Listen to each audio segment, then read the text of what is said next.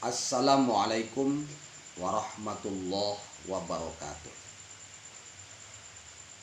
Teman-teman yang dirahmati oleh Allah Subhanahu wa Ta'ala,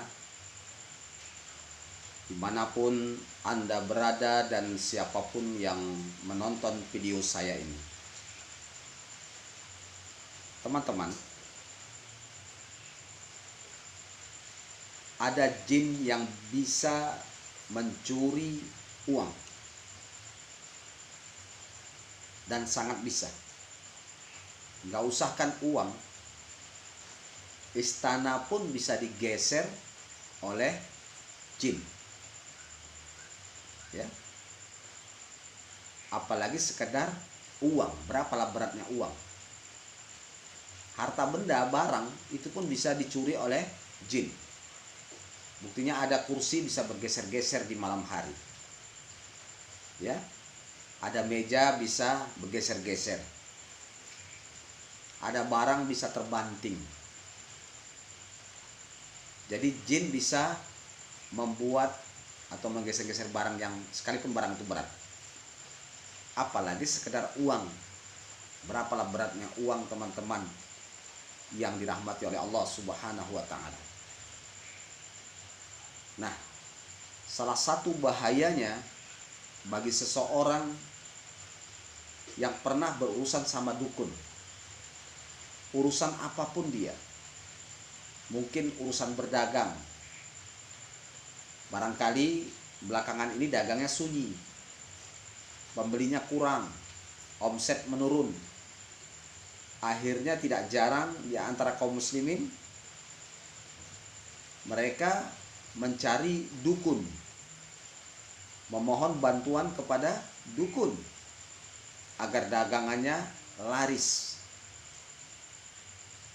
Akhirnya dukun dipanggil, akhirnya dukun membuat buhul-buhul atau jimat-jimat atau tangkal-tangkal, macamlah bentuknya itu, ya. Bisa jadi ayam hitam yang ditanam di depan rumah atau ayam jemani, bisa jadi telur angsa busuk, bisa jadi berupa tulisan-tulisan, sekalipun nampaknya tulisan Arab, raja-raja isim wafa itu, ya, dibungkus, ya. Kadang suruh diletakkan di atas pintu tokonya atau di atas trolinya, ya, atau yang ditanam macam-macam, ya, atau disuruhnya diselipkan di dompet, atau berupa minyak wangi. Nanti kalau setiap kamu jualan ini dipakai misalnya, apapun jenisnya.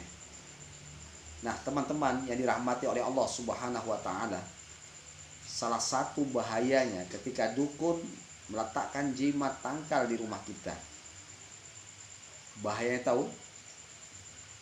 Dukun bisa menghipnotis Anda, bisa menyihir Anda dengan mudah, menghipnotis dengan mudah.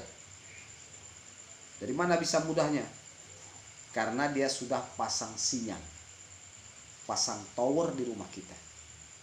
Jadi sangat gampang, ya, dia merintahkan jin atau khodamnya untuk mendatangi rumah kita, ya. Bahkan sangat gampang apabila dia ada rencana untuk mencuri harta benda kita, dia merintahkan jin ke rumah kita, akhirnya harta benda bisa hilang, ya, harta benda bisa hilang, dan sangat gampang, ya. Dan berapa pasien, ya, yang sudah saya tangani, uangnya selalu hilang, rata-rata pedagang. Rupanya sebabnya gara-gara pernah berurusan sama dukun, dikasih jimat tangkal sama dukun, disuruh diletakkan di sini, di situ. Itu masalahnya, ya.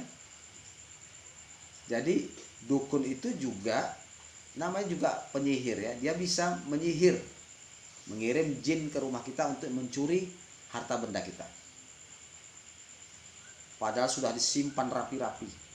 Begitu pengakuan-pengakuan mereka yang saya rukyai. Sudah disimpan Pak Ustadz rapi-rapi. tempatnya pun rahasia, tempatnya sangat kuat, kadang berangkas, bayangkan berangkas, atau lemari atau laci ya, dikunci,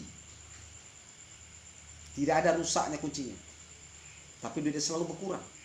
Padahal semalam sudah dihitung-hitung, rencana lusa mau belanja.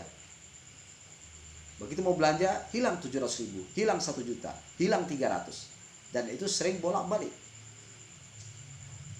Akhirnya diruqyahkan, bahkan ada yang kesurupan, ada yang sekedar muntah-muntah.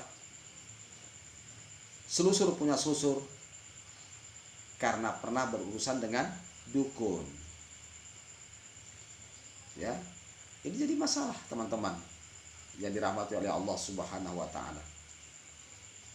Ya, yang jelas mendatangi dukun tidak boleh. Datang kepada dukun cuman sharing saja sudah pahalanya habis. 40 hari pahala sholatnya habis. Yang 40 hari sholatnya pahalanya habis.